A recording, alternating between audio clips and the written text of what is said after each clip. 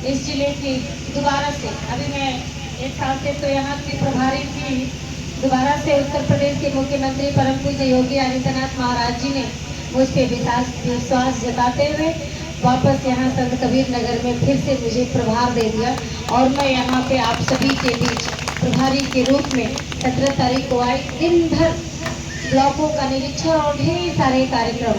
हमने किया, सुबह से शाम तक कई विद्यालयों में गई और पौधों का भी वृक्षारोपण भी किया और मीटिंग्स भी लिए, बहुत ढेर सारे कार्यक्रम किए। उसके बाद मैं परसों जैसे ही गई तो मुख्यमंत्री जी के कार्यालय से हमें फोन आया कि आपके प्रभार वाले क्षेत्र में बाढ़ से कुछ गांव प्रभावित हैं और आप फौरन जो है वहां पहुंचिए, वहां पे जो भी प्रशासन की तरफ से मदद हो सकती है वो मदद करिए और जो गांव बाढ़ से प्रभावित हैं उन गाँव के मुआवजा के लिए, उनकी फसलें जो नुकसान हुई हैं, जो उनका क्षति हुआ है, उनकी क्षतिपूर्ति के लिए जो भी गांव आए हैं, तो अभी एडीएम साहब ने लगभग ढेर सारे गाँव को चयनित कर लिया है जिन्होंने पढ़ के सुनाया भी है। और अभी हम लोग रास्ते में आ रहे थे तो एक दो गाँव, कौन सा गाँव था, खालेपुर और नारायणपुर, दो गाँव का लिस्ट आया है। मैंने यहाँ पे बैठे राम मिलन यादव जी जो ब्लॉक प्रमुख है, मैंने इनसे भी बोला है कि आपका ही ये ब्लॉक है तो आप भी देख लीजिएगा कहीं किसी भी कोई भी गांव छूट ना जाए और किसी गांव का कोई टोला हो वो भी छूट ना जाए जो बाढ़ से प्रभावित हो। सबको सारे नाम को लिस्टेड करके हमारे कार्यकर्ता हो या हमारे विधायक जी हों या ब्लॉक प्रमुख जी हों, सभी लोग जो भी लोग आपके हमारे ये प्रभारी जी हैं, जो भी लोग आपको नाम दें आप नाम ऐड कर लीजिएगा, चेक करवा लीजिएगा और एक एक लोगों को राहत सामग्री भी पहुंच जानी चाहिए। जो सरकार की तरफ से मुख्यमंत्री जी के यहाँ से व्यवस्था है वो भी पहुंच जाना चाहिए और आगे जो भी उनकी क्षतिपूर्ति के लिए जो चीज़ें होती है सारी चीज़ें वो चयनित हो जानी चाहिए। यहाँ पे लगभग 1200 पैकेट राहत सामग्री वितरित कर दी गई है। 1200 आ गई, 200 लोग यहाँ बैठे, 1200 आ गई है, 200 वितरित हो गई है और अभी 1000 और करनी है और सरकार की तरफ से 2100 आई है, 2100 आई है, 2000 हमको करते हैं, 200 लोग यहाँ बैठे, 2000 अभी और करते हैं। और भी आप जो चयन कर लेंगे और लोग होंगे तो ये इसलिए मैं यहाँ आई हूँ, इसकी जानकारी और इसका विवरण मैं मुख्यमंत्री जी को दूंगी। किसी चीज़ की कोई कमी नहीं होनी है, आपको बस यहाँ से रिपोर्ट तैयार करके देना है कि इतने गांव अभी बचे हैं, इतने लोग और बचे हैं, तो वहाँ भी उसकी भी पूर्ति कर दी जाएगी। और 41 नाव भी लगाए गए हैं कि आप लोगों को इधर से उधर जाने के लिए, आप लोगों की सुविधाओं के लिए, पशुओं के लिए भी औषधि हैं और मेडिकल कैंप भी लगाए गए हैं। किसी तरह की कोई तबीयत खराब हो या किसी प्रकार की कोई दिक्कत हो तो आपको स्वास्थ्य की सुविधा दिलाई जा सके। सरकार ने पूर्व के बजट में पहले से ही 120 करोड़ की धनराशि लगभग 5-5 करोड़ बाढ़ के जिलों में दिया हुआ है और मैं यहाँ गई थी, निरीक्षण करके आई हूँ। मुझे लगता है कि पायलट प्रोजेक्ट की तरह पूरा यहाँ से वहाँ तक जो है बंधा बनाया गया है और कई जगह और ढेर सारे बंधे इधर भी बनाए गए हैं। वहाँ पे जहाँ पे भारी कटान के कारण 2-3 गांव जो है विलय हो गए बाढ़ की चपेट में। और मैं रास्ते में जा रही थी तो विधायक जी बता रहे थे भिखारीपुर कोई गांव था, वो पूरा जो बंदे के उस तरफ था वो पूरा विलय हो गया। तो ऐसी चीज़ें की आपदा को आप सभी ने देखा है और निश्चित रूप से जब अपनी ज़मीन और अपनी धरती और अपना जगह जब कहीं समाहित हो जाए, जलमग्न हो जाए, विलय हो जाए तो बहुत ही वो दुखद होता है जीवन में व्यक्ति के लिए। जो नदी के किनारे रहता है उसको नदी के किनारे ही अपना घर संसार सुखी अच्छा लगता है, लेकिन वो भी जब ना रहे तो बहुत दुख होता है। मैं आप सभी को आश्वस्त करना चाहती हूँ, उत्तर प्रदेश के मुख्यमंत्री परम पूज्य योगी आदित्यनाथ महाराज जी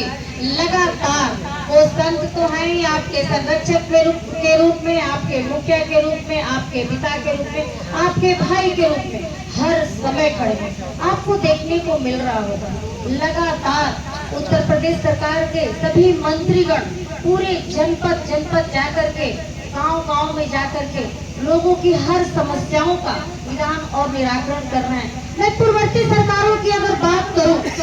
थोड़ी सी तो बात बनती है, कभी कोई सरकार इस तरह से झांकने नहीं रहते। यूँ तो काम ये विपक्ष का है, कैसे दिन दुखियों में लोगों की बात उठाए और आवाज दे, लेकिन विपक्ष को फुर्सत कहाँ, और उसको एक कोई शगुफा चाहिए कि कहाँ से मीडिया में ऐसा क्या चीज बोल दिया जाए जो जा करके लोगों तक को हल्ला और बवाल मचे। तो वो सिर्फ बवाल मचाए हुए हैं। सत्ता का सुख ज्यादा दिन हो गया है, भोगे नहीं है, सत्ता के लिए छटपटा रहे हैं, बिलबिला रहे हैं, लेकिन यही जनता है। जनता ने दोबारा से मुख्यमंत्री जी को 2017 में भी बैठाया और दोबारा 2022 में भी बैठाया, क्योंकि मुख्यमंत्री जी कभी अपने आप को मुख्यमंत्री समझ करके काम नहीं करते। आपके परिवार का सदस्य अपने आप को एक मुखिया समझ करके आप लोगों को सुरक्षित संरक्षित करने के लिए लगातार 24 घंटे काम करते हैं। कब सोते हैं कब जागते हैं हम लोगों को भी पता नहीं चलता है। नया नया जब हम लोग मंत्री बने थे 8-8 घंटा 10-10 घंटा तो हम लोगों की ट्रेनिंग को दिला रहे थे कि कैसे आप लोगों को जनता के बीच जाके काम करना है और पीछे से कोई नकल नहीं लेना है कि पीछे के मंत्री बड़ी बड़ी गाड़ियों में कैसे चलते थे और गांव की जनताओं से कैसे दूर रहते थे और लोगों से कैसे दूर रहा करते थे। बस उनकी गाड़ियां हुटर बजाते हुए जाती थी और आती थी, लोग देखा करते थे अरे कोई मंत्री गया कोई आया। लेकिन आज के मंत्री, आज के विधायक आपके परिवार के सदस्य की तरह मैं कह सकती हूँ कि आपके गणेश चौहान जी कहीं आप लोगों से दूर नहीं रहते होंगे। हर समय आप सभी के सुख दुख में और आप सभी के समस्याओं में जो आपके विधायक हैं, जो आपने चुना है, हर समय आपके बीच में उपलब्ध रहते हैं। मैं आप सभी से यही कहना चाहूंगी, मैं ज्यादा कुछ नहीं कहना चाहती। निश्चित रूप से आप सभी इस समय बहुत ही परेशानियों में हैं, क्योंकि आप सभी का गांव घर अपना खेत खलिहान जो है सब पानी में डूबा है। तो निश्चित रूप से जो सरकार की तरफ से राहत सामग्री का वितरण के जो व्यवस्थाएं की जा रही हैं वो आप सभी को निश्चित रूप से और की जाएंगी। यहाँ पे जो भी हमारी प्रशासन की तरफ से हमने बोल के वहाँ पे मैं आई हूँ कि जो भी बंदे के लिए और सारी चीज़ों के लिए जो भी चीज़ों की आवश्यकता हो हमारे पाटन के अधिकारी उसका चयन करेंगे कहाँ क्या करना है और यहाँ पे जनता की व्यवस्थाओं के लिए इनको क्या और आवश्यकता है, इसकी आवश्यकता की पूर्ति के लिए हमारे अधिकारी यहाँ बैठे हुए हैं। ये भी निश्चित करेंगे हमें और लिख करके देंगे और ये सारी चीज़ें मैं मुख्यमंत्री जी को रिपोर्ट करूंगी। वहाँ से निश्चित रूप से जो आया है और भी चीज़ें आएंगी और आगे जो गांव चयन होंगे निश्चित रूप से उनको सारी क्षतिपूर्ति मिलने वाली है। मैं आप सभी को आश्वस्त करती हूँ कि हमारी सरकार, उत्तर प्रदेश की सरकार परम पूज्य योगी आदित्यनाथ जी के हाथ में आप सभी ने दिया है और वो आपके परिवार के सदस्य हैं, आपको परिवार के सदस्य की तरह लेते हैं। निश्चित रूप से आप सभी का दुख उनका दुख है और आप सभी के हर दुख का निवारण करने के लिए वो सक्षम है, निश्चित रूप से करेंगे। यहाँ पे उपस्थित आई हुई हमारी सारी माताओं बहनों, हमारे भाइयों, हमारे युवा, हमारे भावक, बस मैं आप सभी से एक योजना के बारे में जरूर बताना चाहती हूँ कि अब तो ढेर सारी योजनाएं हैं, चाहे वो शौचालय हो, चाहे उज्ज्वला हो, चाहे प्रधानमंत्री आवास हो। प्रधानमंत्री आवास का फिर से ये तीसरे चरण में 3 करोड़ आवास और मिलना है, जिसके लिए हमारे सभी वीडियो, हमारे ग्राम विकास अधिकारी पात्र लोगों को चयन कर रहे हैं और सभी लोग अपने जो है आधार कार्ड, बैंक पासबुक की फोटो कापी उनको पहुंचाएंगे जो पात्र होंगे, जिनका अभी भी पक्की की छत का मकान नहीं होगा, झोपड़ी होगा, निश्चित रूप से उनको आवास मिलेगा। और ये आपका आयुष्मान कार्ड जो आप सभी के पास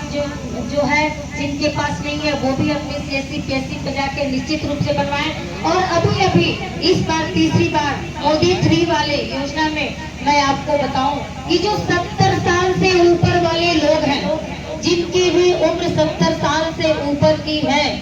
वो आयुष्मान कार्ड का फॉर्म डाल देंगे। अब उनके बेटे को, उनके परिवार को, उनके भाई को, उनके परिजनों को अब चिंता करने की जरूरत नहीं कि हमारे पिताजी बुजुर्ग हैं, खेत को गिरवी रखना पड़ेगा, कहाँ से पैसा आएगा, कैसे व्यवस्था होगी। अब उनका अपना मुखिया, अपना भाई, अपना बेटा जब देश का प्रधानमंत्री है तो आपको चिंता करने की जरूरत नहीं। सिर्फ आप रजिस्ट्रेशन करा करके आयुष्मान कार्ड बनवा लीजिए। 70 साल से ऊपर वाले लोगों का भी 5 लाख का आयुष्मान कार्ड बन रहा है। इसलिए यहाँ से आप सभी जाएंगे, जिनके घर में अपने पिता, अपने ससुर, अपने बुजुर्ग, माता, सास, जो भी बड़े बुजुर्ग हैं, सबका रजिस्ट्रेशन करवा देंगे और आयुष्मान कार्ड बनवा लेंगे। यही सब बात करते हुए सारी योजनाओं के बारे में आप सबको पता है, सारे हमारे अधिकारी भी लगातार कैंप लगा लगा के बता रहे हैं। खास करके मैं आप सभी से बाढ़ के लिए यहाँ पे आई थी, आप सभी को नमस्कार करते हुए, प्रणाम करते हुए, मंच से सभी लोगों को, हमारे सभी भारतीय जनता पार्टी के पदाधिकारियों को भी नमस्कार, धन्यवाद।